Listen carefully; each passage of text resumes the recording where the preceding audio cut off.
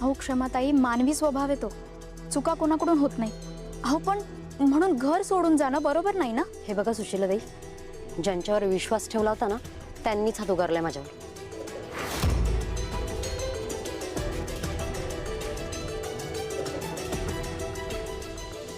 तुम्हीच सांगा ना, कसा विश्वास ठेवू मी त्यांच्यावर?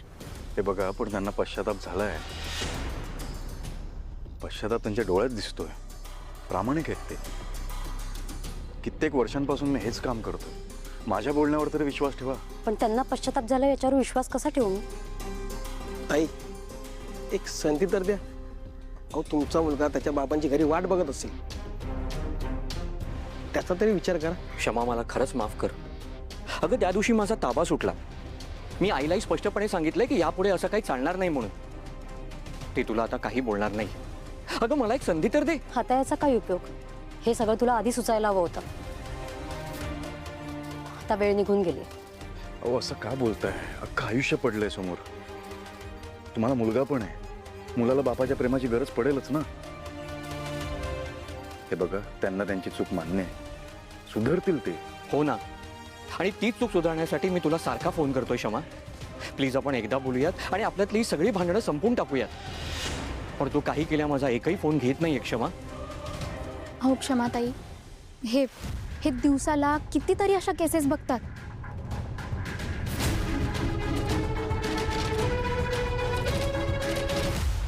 बायकांना मारणारे नवरे, दारू पिऊन धिंगाणा घालणारे नवरे हे पाहिलेत त्यांनी.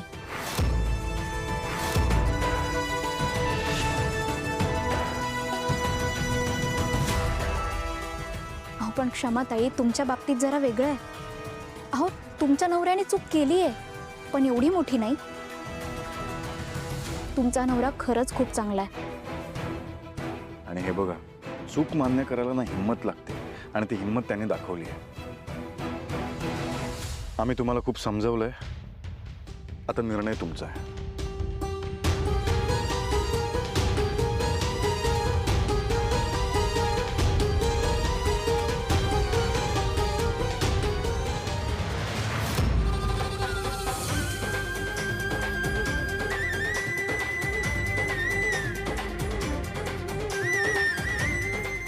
ठीक आहे, पण मला विचार करायला थोडा वेळ हवा.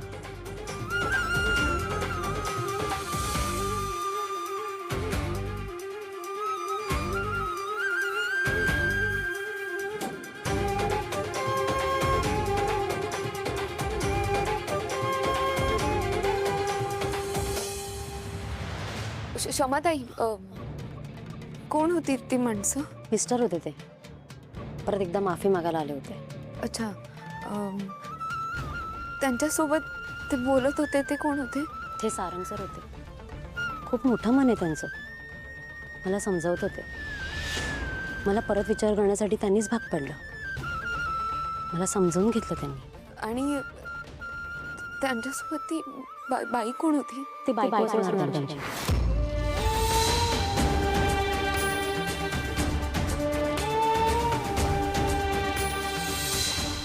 सुशीलाताई. खूप प्रेमळ आहेत त्या. नेहमी सोबतच असतात. खूप काळजी घेतात सरांची. नवरा बायकोची जोडी असावी तशी एकमेकांच्या शब्दाच्या